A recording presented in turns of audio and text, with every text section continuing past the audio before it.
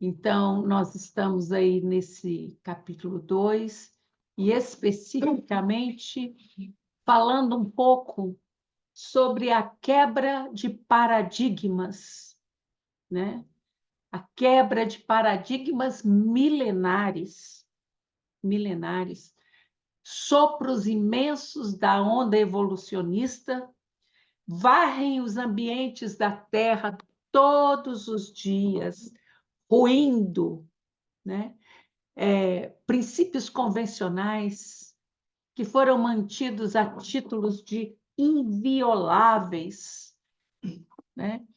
Durante séculos, durante milênios. Não se podia falar que não era daquela forma, não se podia pretender que os acontecimentos fossem diferentes daqueles que foram apregoados por um grupo de homens que se julgavam mais do que doutores da lei, se julgavam os donos da verdade. Falar de acontecimentos que se passaram há 2000 anos parece um pouco distante da realidade que se vive hoje, parece um pouco fictício em todos os sentidos, seja pelas interpretações bíblicas canônicas, que são as interpretações oficiais dessa história, já que o único historiador contemporâneo, que era o judeu Flávio Joséfos, ele relata muito pouco acerca das histórias que nós estamos trazendo essa nova luz. E parece que o assunto que está sendo tratado, dado a sua sacralidade, e eu ouvi alguns pensamentos nesse sentido, não com essas palavras, mas dada a sua sacralidade, gera o seguinte questionamento, né? Não acrediteis em todos os espíritos, mas experimentai se eles são de Deus. Então, eu estou aqui para ser experimentado. Me testem, me experimentem, me coloquem na berlinda, né? Aliás, não façam nada disso, porque eu não tenho nada para provar para vocês. Eu só estou trazendo uma mensagem. Aliás, né? Este é o meu título cósmico, o mensageiro, né? Então, eu estou trazendo uma mensagem. E como o próprio Cristo deixa registrado nos anais dos seus discípulos, né? Aquele que tiver ouvido de ouvir, que escute. Aquele que tiver olhos de ver, que veja. E o resto correrá por conta do tempo.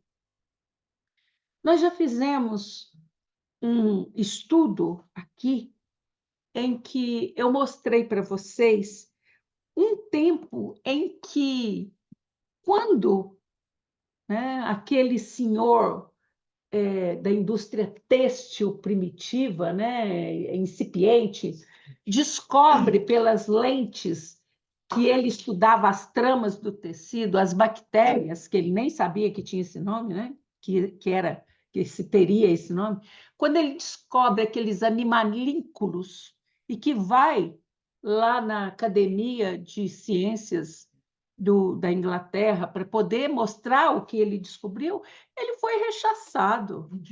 Aliás, ele foi absurdamente ridicularizado, porque aquilo não existia, né? Então, eu trouxe aquele exemplo na época para mostrar para vocês que muitas coisas que nós falamos hoje pode parecer utópicas, ou fantasiosas, ou lúdicas, né? Até que todos tenham maturidade suficiente para compreendê-las como elas realmente são. Porque o que eu faço aqui é trazer uma introdução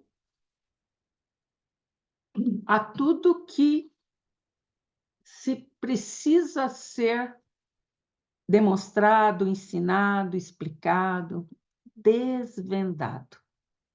Então, falar de Jesus e falar do Cristo, duas entidades distintas, pelo amor de Deus, entendam isso. Falar de Jesus e falar do Cristo, duas entidades distintas e que foram misturadas, amalgamadas num único ser. E pior, esse único ser, né, numa linguagem rudimentar, torna-se o próprio Deus em carne. Né? Então, Deus Pai, Deus Filho e Deus Jesus Cristo. Né? Deus Jesus Cristo. Nós já vimos que, dada a consciência do Cristo, ele faz parte de Deus, Deus faz parte dele, ele está num nível de consciência tão elevado que ele é Deus e Deus é ele, você é Deus, Deus é você, cada um no seu estágio consciencial, né? Mas o que eu quero trazer nessa introdução de hoje é lançar em vocês um outro pensamento, uma outra vertente, né? A gente fala muito em vidas paralelas, não é isso? Sim. Se fala muito em vidas paralelas, né? Mas vocês nunca entenderam isso.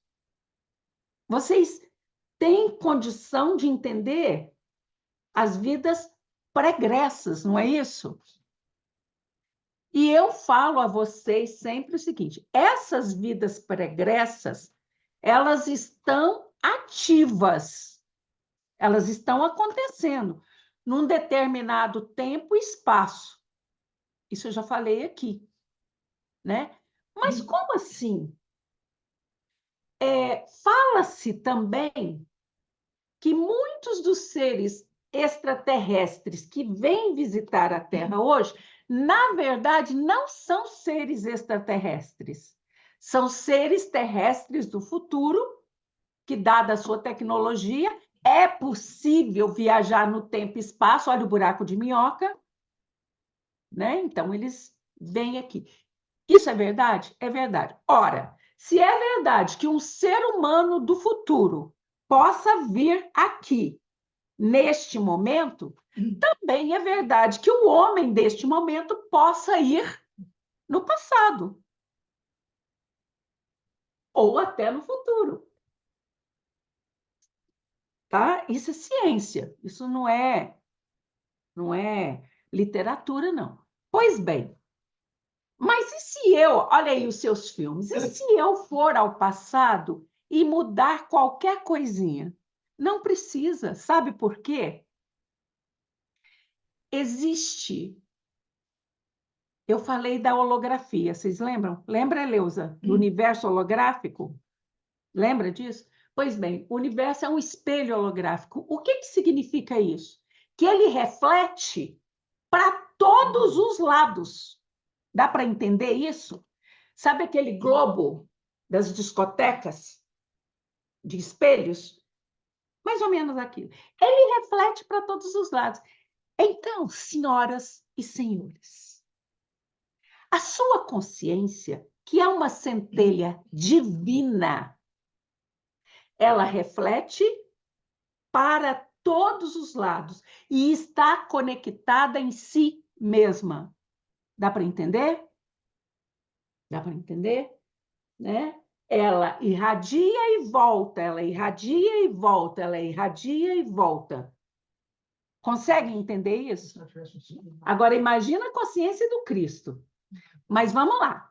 Isso significa, dona Eleusa, que quando a senhora foi madre superiora num convento da Inglaterra e que a senhora tinha determinadas atitudes muito restritivas em relação às moçoilas que ingressavam lá, não porque queriam ser noviças, mas porque eram obrigadas, porque não tinham pai, mãe, quem cuidasse, ou o marido abandonou, você podia ter outra opção, não podia?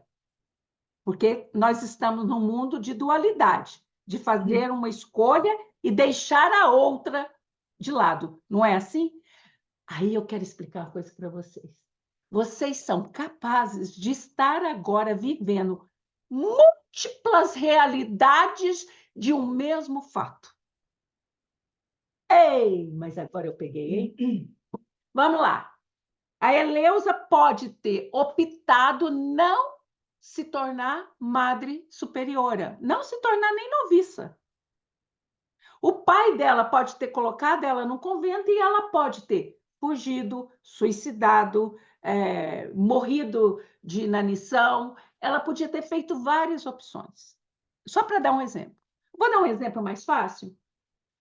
Uma moçoila é apaixonada por um determinado rapaz, o rapaz não a aceita, e ela conhece o outro, e o outro quer se casar com ela, ela casa com o outro. Então, você fala assim, e se ela não tivesse casado com ele? Como que seria? Então, tem essa outra realidade.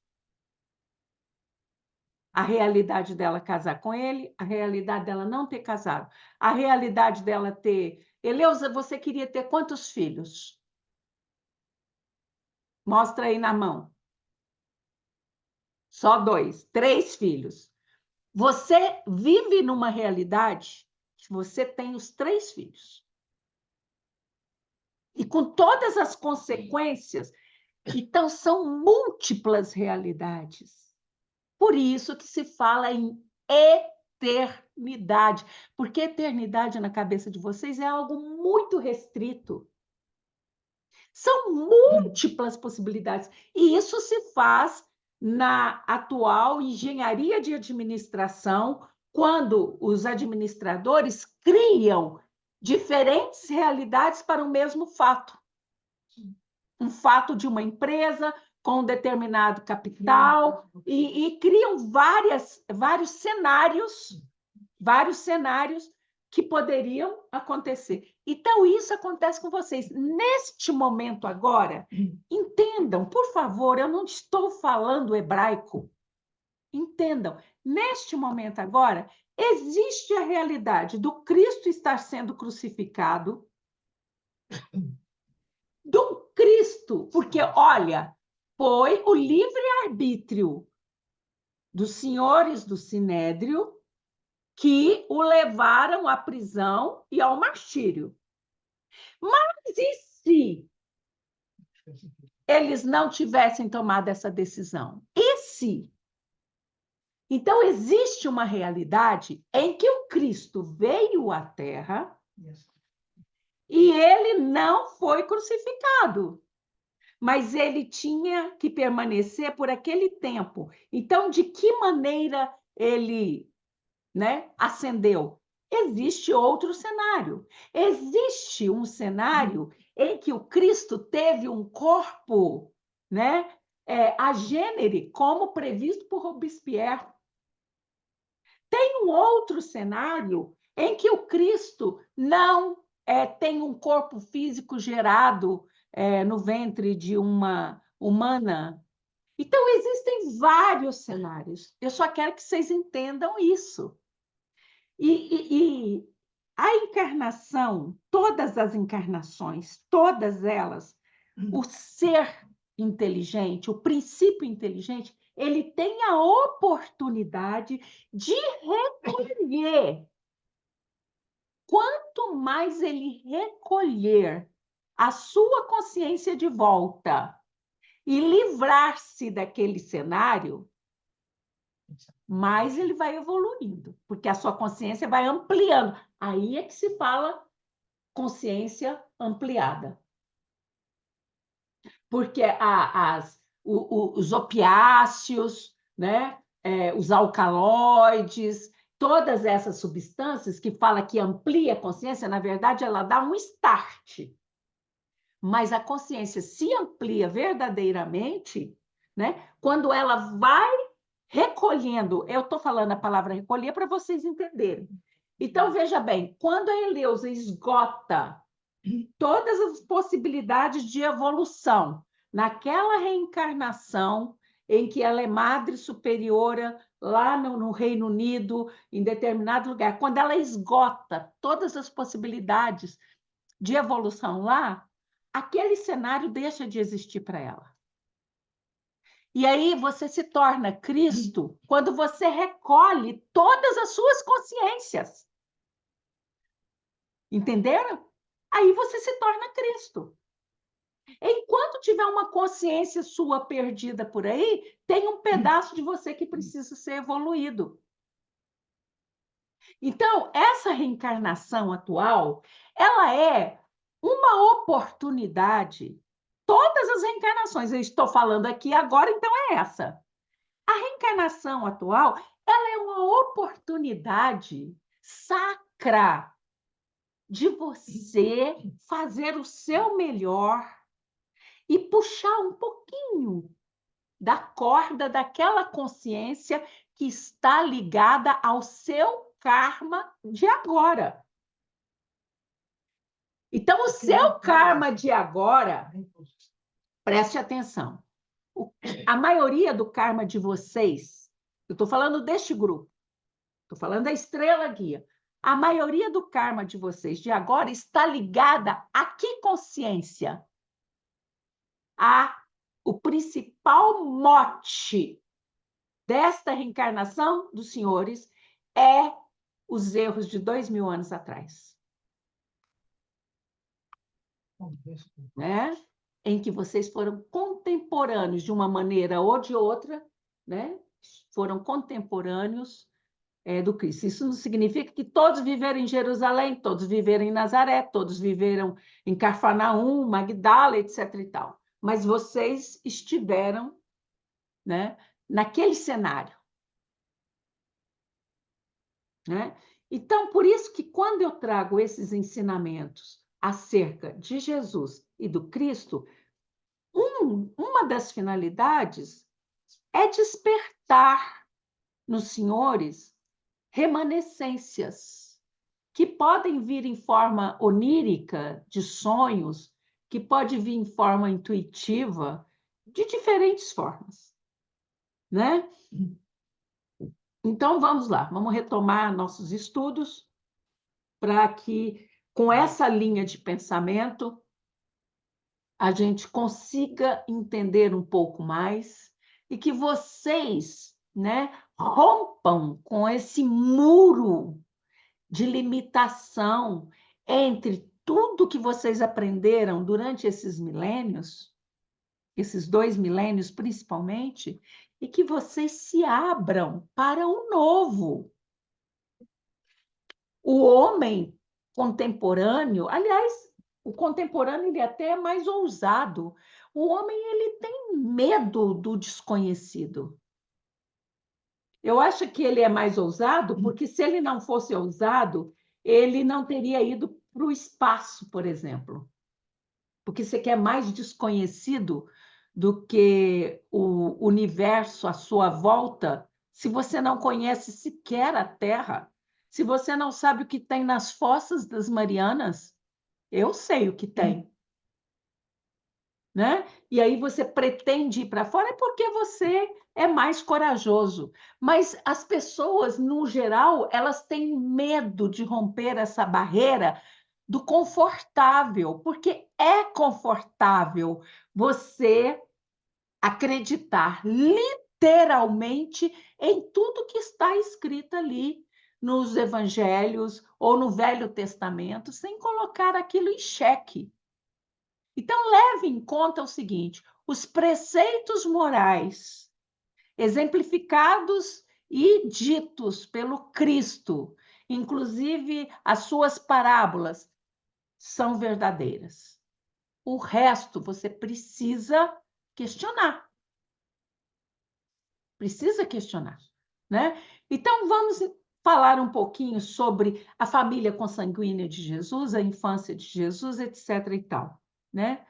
Lá numa passagem do Novo Testamento, né, ou dos evangelhos do Novo Testamento, disse, numa passagem de Mateus, que ele se reúne, né, na casa de Levi, que é o próprio Mateus, né, cobrador de impostos, publicano, ou seja, ele era considerado pelos judeus uma pessoa má vista, uma pessoa indesejada, justamente porque ele explorava dos judeus um imposto, ele cobrava esses impostos para passar a Roma, e os judeus já estavam sendo muito explorados, né? Então ele era considerado uma pessoa de má vida, uma pessoa de má índole, né? E Jesus vai aonde? Porque quem eram os amigos de Jesus? Prostitutas, né? Gente de má vida, cobradores de impostos,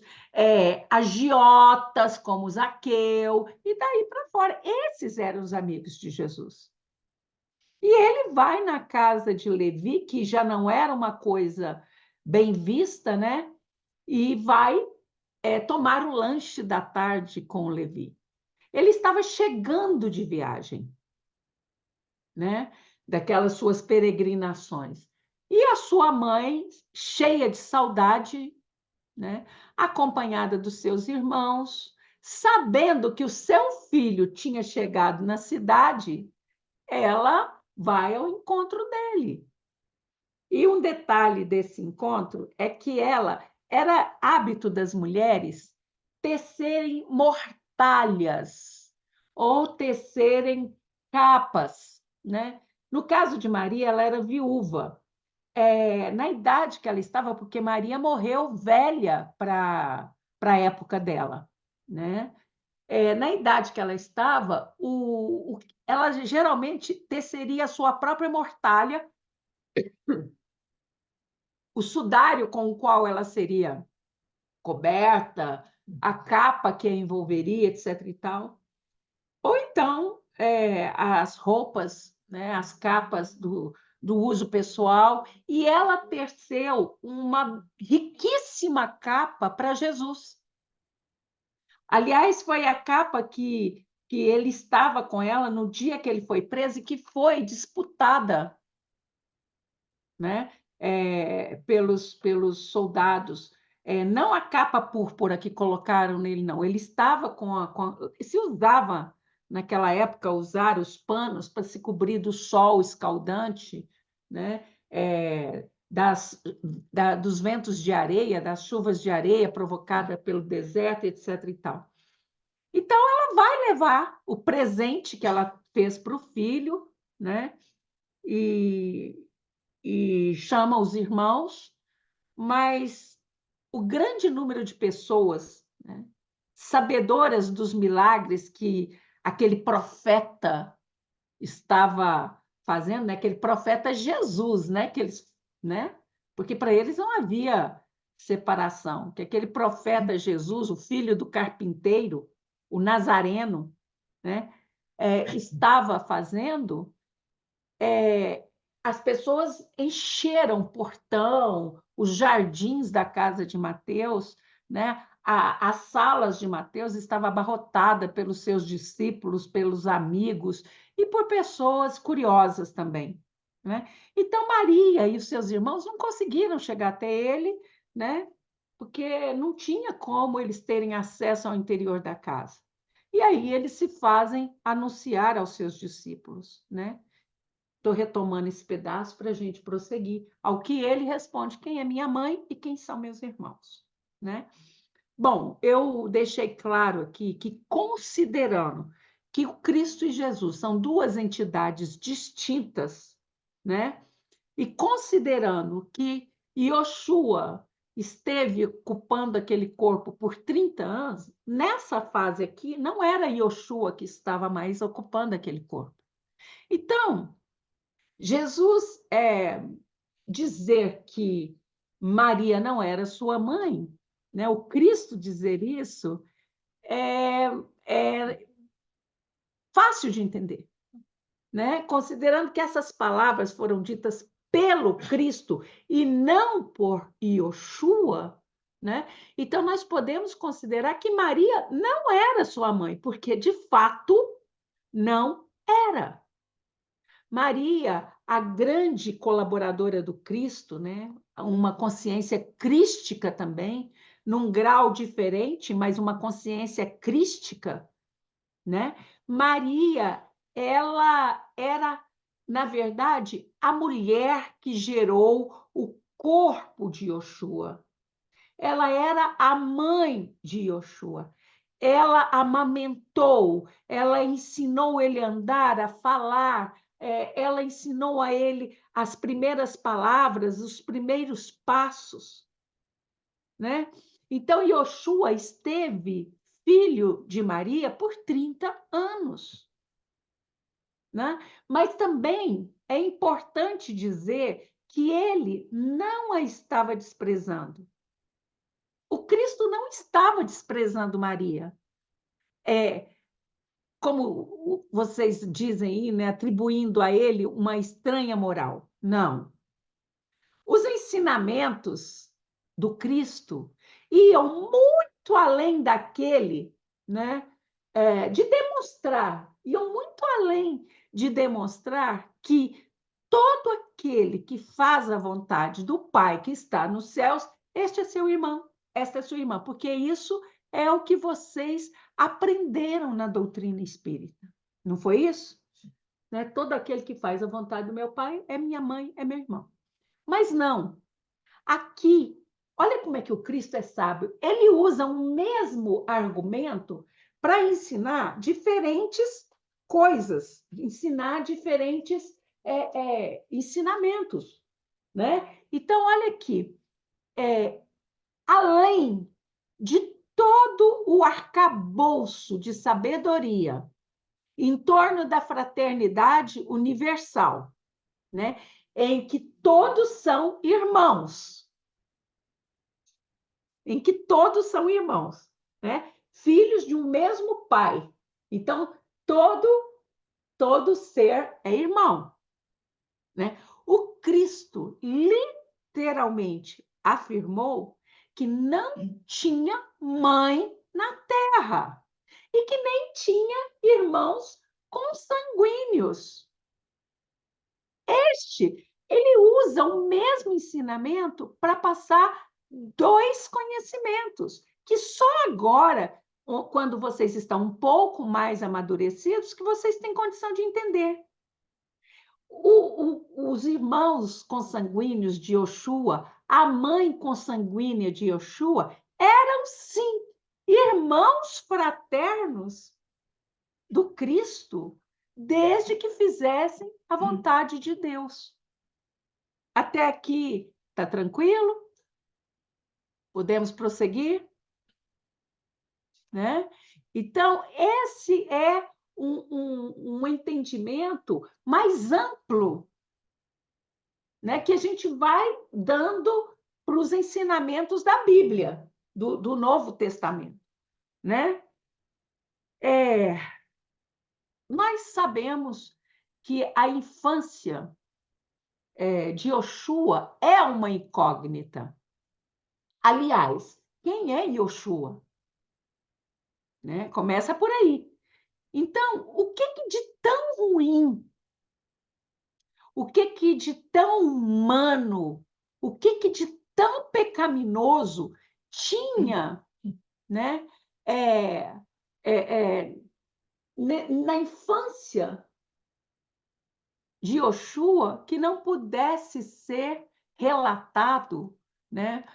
Nos evangelhos, como que se fala? Os evangelhos oficiais, canônicos, né?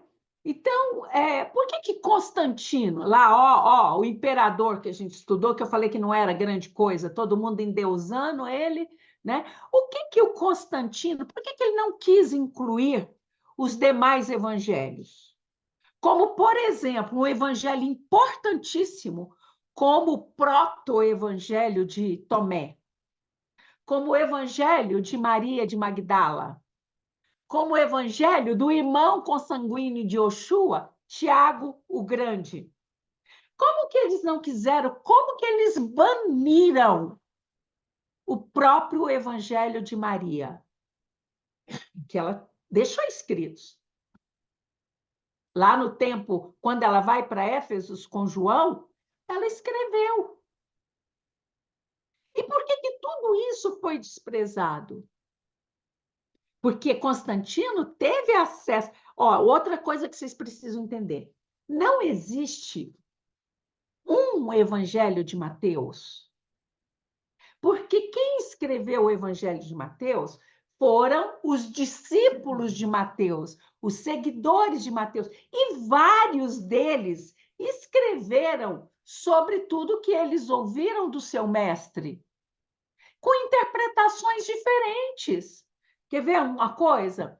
Na prova do vestibular, existe um tema para redação.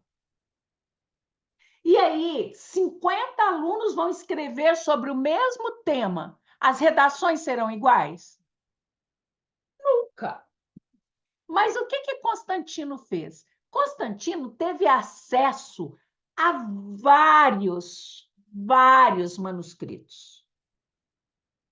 E ele ele e os seus, né, doutores da lei, os teólogos da época, que eram chamados de bispos, né, da igreja, eles fazem um apanhado do que eles julgavam ser o mais adequado para o povo. Muitos desses evangelhos estão nos cofres do Vaticano, lá no subterrâneo, com temperatura adequada, guardada em cofres apropriados para não deteriorarem, etc. e tal, sem acesso da ciência, mas estão lá. O dia que o Vaticano for explodido, né, e que vasculharem o subterrâneo, vão descobrir, está lá.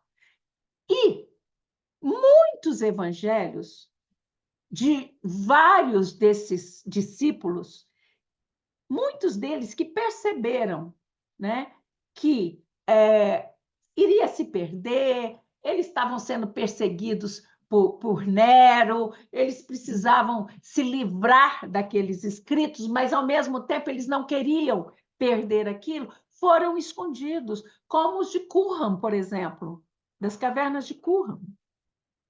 Né? E vai se descobrir cada vez mais. Então, quando você fala assim, descobriu-se o que mais conseguiu ser traduzido até hoje é o proto-evangelho de Tomé, mas, na verdade, existem vários evangelhos de Tomé, porque foram vários discípulos que escreveram sobre aqueles temas. Mas o de Tomé tem sido mais polêmico.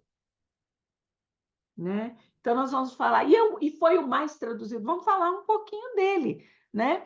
Então, eu vejo que mesmo no Antigo Testamento, que se preserva os livros de Moisés, e depois vem os poemas do salmista, né? do rei Davi, que são os salmos, e o livro dos reis, das crônicas, etc.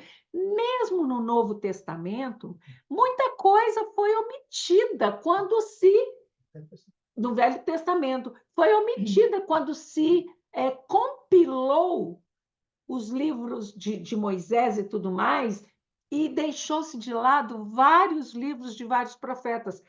Elias, né, teve muito livro suprimido. E Enoque, que é o que vocês mais escutam falar. Por que não tem um livro de Enoque, ou pelo menos partes do livro de Enoque, na Bíblia ocidental? Porque na Bíblia da Etiópia existe. O livro de Enoque faz parte da Bíblia da Etiópia. Né?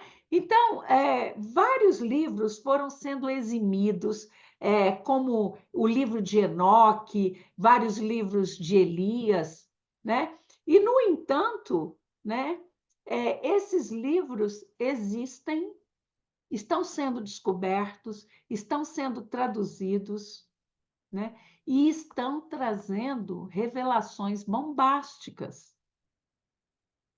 Como, por exemplo, o que é mais interessante no livro de Enoque é que ele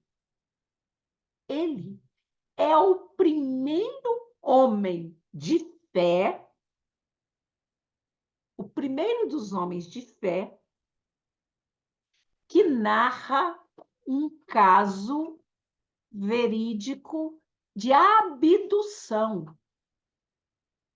Ele narra um caso de abdução, porque Elias também foi abduzido.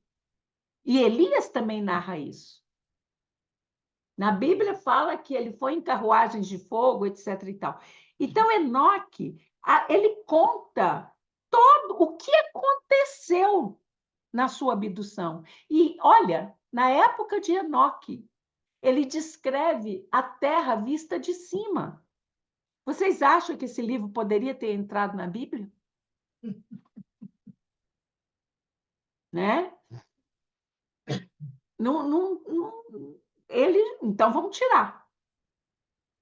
Né? Então, o que de tão ruim ou de pecaminoso tinha nesses livros que os condenaram ao esquecimento, à obscuridade e, às vezes, até mesmo à destruição, dependendo do teor, né, daqueles livros?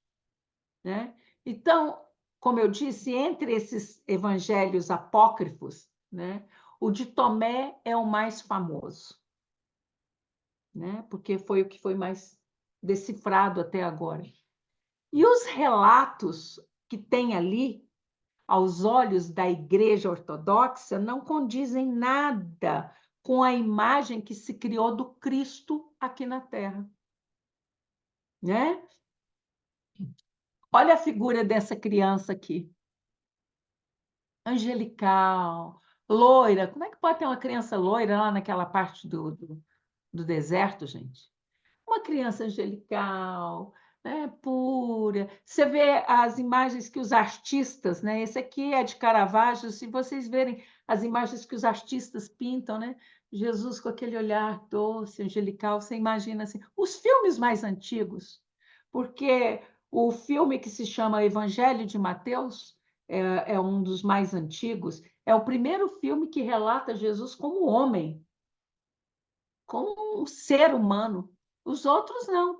Era aquele Deus, né, distante, aquele Deus utópico, utópico, né? Então vamos falar um pouquinho da infância do pequeno Yoshua. Esquece o Cristo. Deixa o Cristo de lado. Vamos falar de Yoshua. Vamos começar a conhecer Yoshua, tá? E aqui vocês já sabem que Yoshua ele já tinha estado na Terra outras vezes. Ele já tinha vindo na Terra outras vezes. Então, não era a sua primeira experiência no corpo físico. Né? E aqui eu vou me basear no que eu vou falar, no Evangelho de Tomé, para não parecer achismo meu, tá? Claro que eu vou dar os meus, né, as minhas opiniões, mas eu vou me basear bem no Evangelho de Tomé para vocês irem conhecendo Yoshua com base em algo que outra pessoa escreveu. E eu vou fazendo as correções e vou fazendo os acréscimos. Né? Então, primeira coisa, o menino Yoshua, ele era uma criança normal. Ponto. Ele era uma criança normal. O que uma criança normal faz? Né? É travessa, faz traquinagens, né? Como vocês falam nos dias de hoje, arteiro, faz artes, né? É uma criança alegre, uma criança barulhenta, né? Uma criança que brincava com as outras crianças, porque naquela época as vilas eram um conglomerado, né? De casas, de choupanas.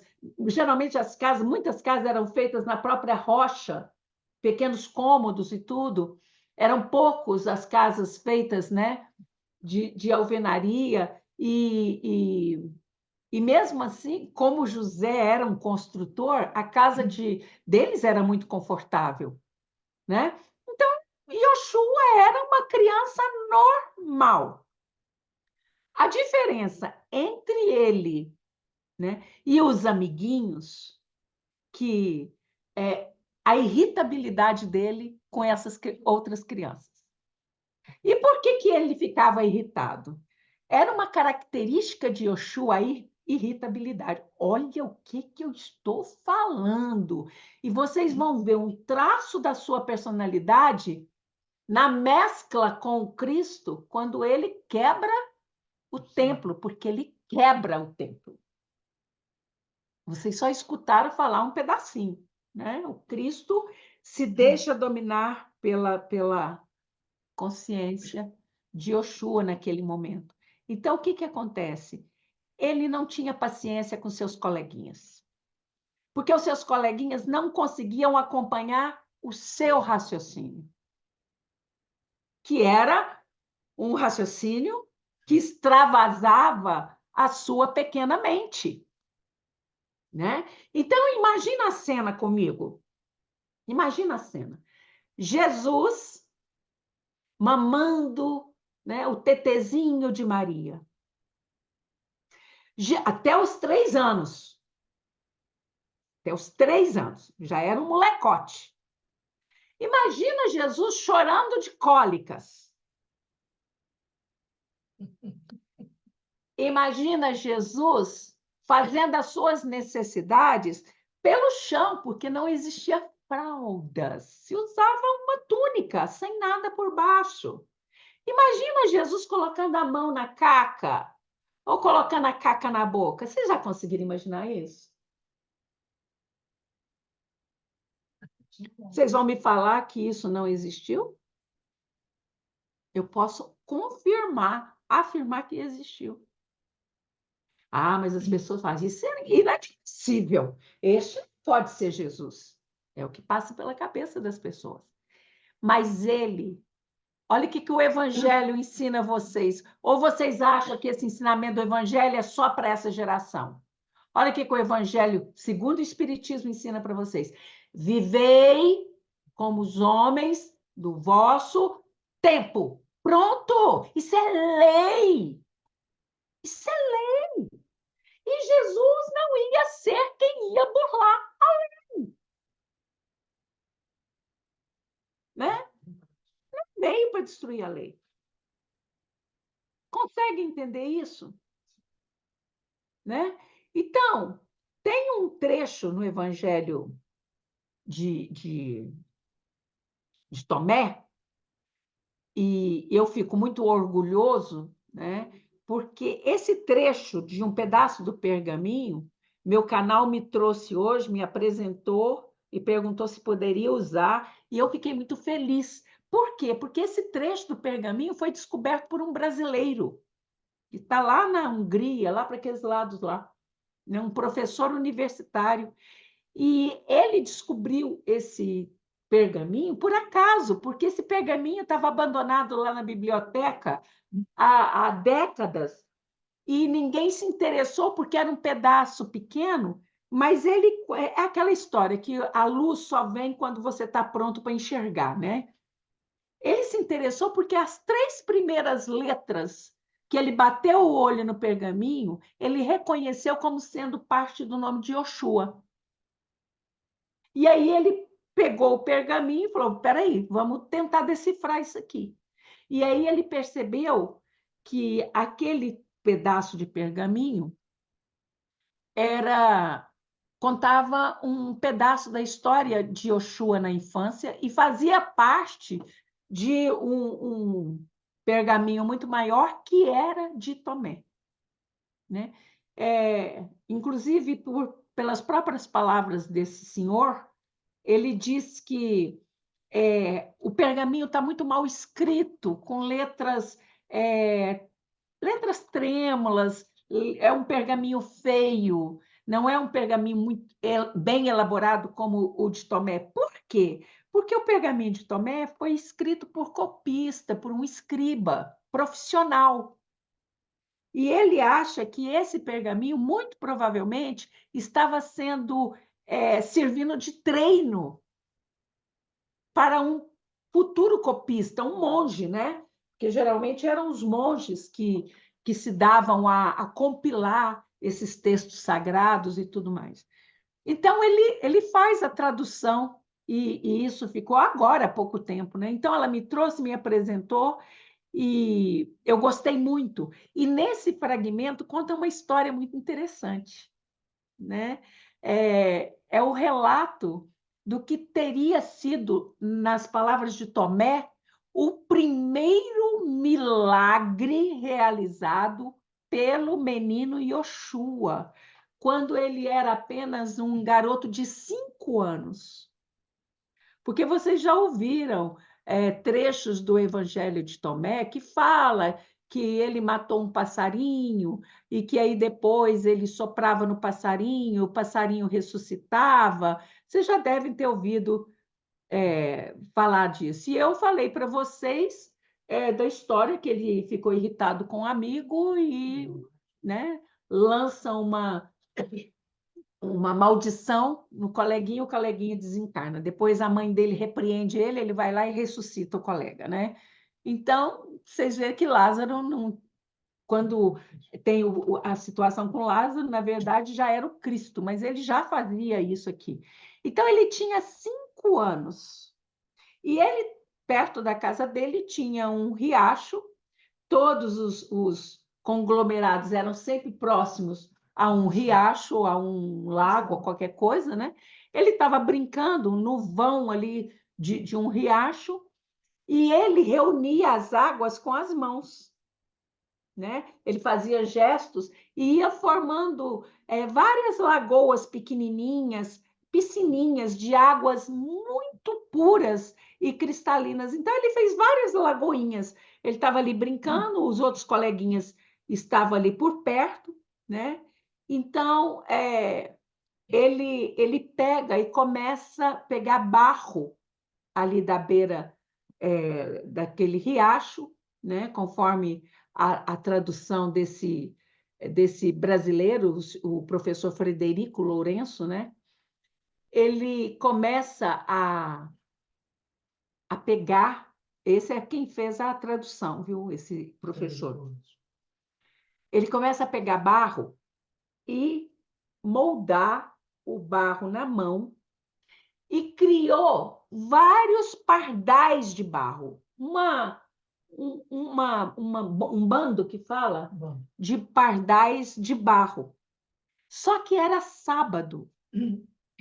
E o pai de um dos amiguinhos dele viu o que ele estava fazendo, porque foi chamar o seu filho e viu o que ele estava fazendo. Ora, gente, o menino estava brincando, ele não estava trabalhando.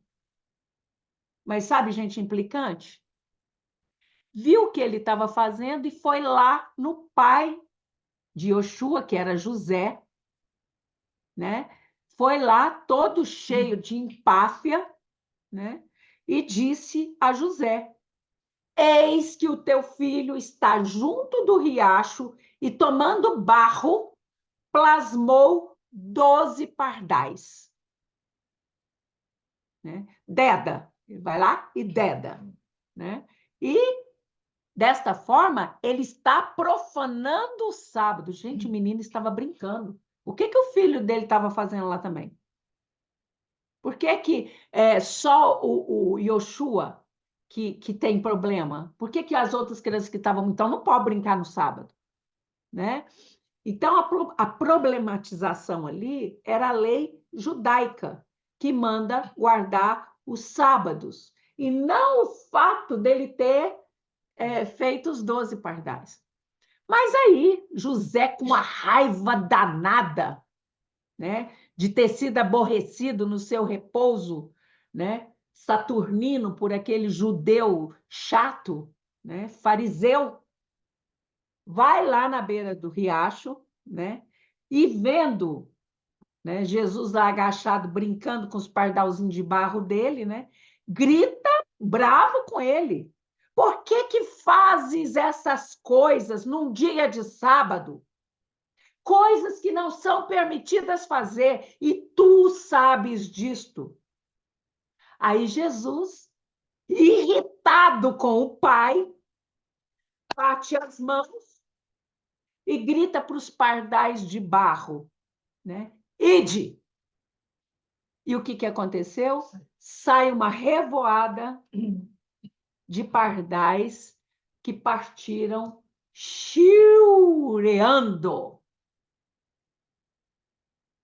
Então, esse é o primeiro milagre, né, do menino Jesus. E tem vários que Tomé conta. Tomé conta, inclusive, da relação dele com Madalena, mas que também é outro episódio, né?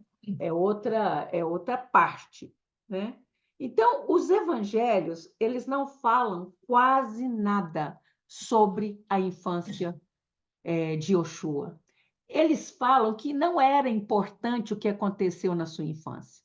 Por que não é importante? E por que não pode contar que ele se irritava, que ele tinha imperfeições?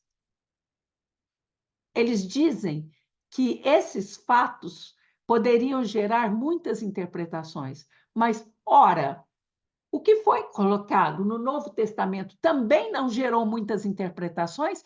Quantas religiões cristãs tem mesmo? Porque se fosse uma única interpretação, seria apenas a religião cristã. E quantas interpretações tem?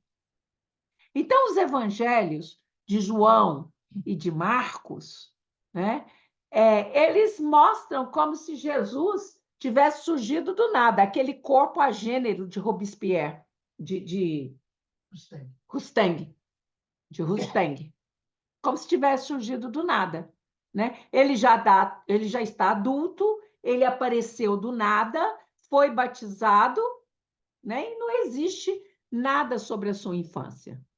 Já no Evangelho de Mateus e de Lucas, eles contam a história do nascimento e daquela infância que vai mais ou menos até os 12 anos, porque eu não li no Evangelho de Mateus e de Lucas esse fato que eu acabei de narrar para vocês. Não está lá escrito. Né? Não está escrito. Então, tem um imenso hiato de relatos. Né? Mostram Jesus quando nasceu, pulam para o episódio dele no templo aos 12 anos e pronto. E depois ele volta já como Cristo e está tudo certo. Não tem nenhuma referência da sua infância, da sua meninice, da sua juventude, né? Ou mesmo dos seus 20 a 30 anos, que foi uma fase muito importante. Né? E eu quero que vocês tenham essa percepção, essa cabeça aberta para receber os conhecimentos que eu vou passar para vocês acerca disso, sem pensar que eu estou conspurcando a sacralidade do Cristo ou do próprio Yoshua, que eu estou passando por cima, que eu estou colocando eles no nível humano. Eu ouvi de um grande orador espírita que muitos querem colocar Jesus no nível humano. Jesus, todos estão no nível humano. Buda esteve no nível humano e optou pela iluminação. Gandhi esteve no nível humano. Todos os santos que vocês escutaram falar passaram por um nível humano. Qual é o problema? Então, tem o evangelho árabe, que é o evangelho que fala da infância de Jesus, ou, como se queira, o evangelho siríaco, né?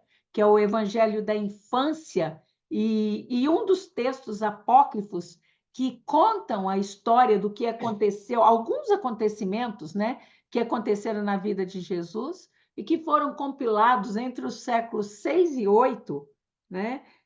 Baseado no proto-evangelho de Tiago, o irmão de Jesus. Né? Mas cadê esses evangelhos? Cadê essas cópias? Por que isso não está público? Por que isso não foi agregado ao Novo Testamento? Né?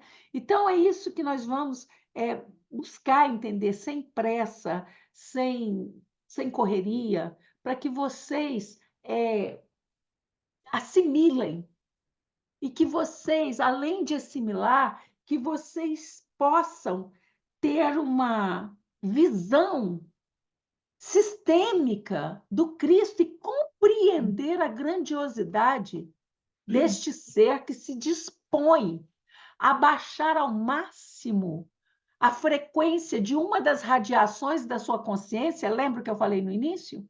Para poder estar aqui com a humanidade, né?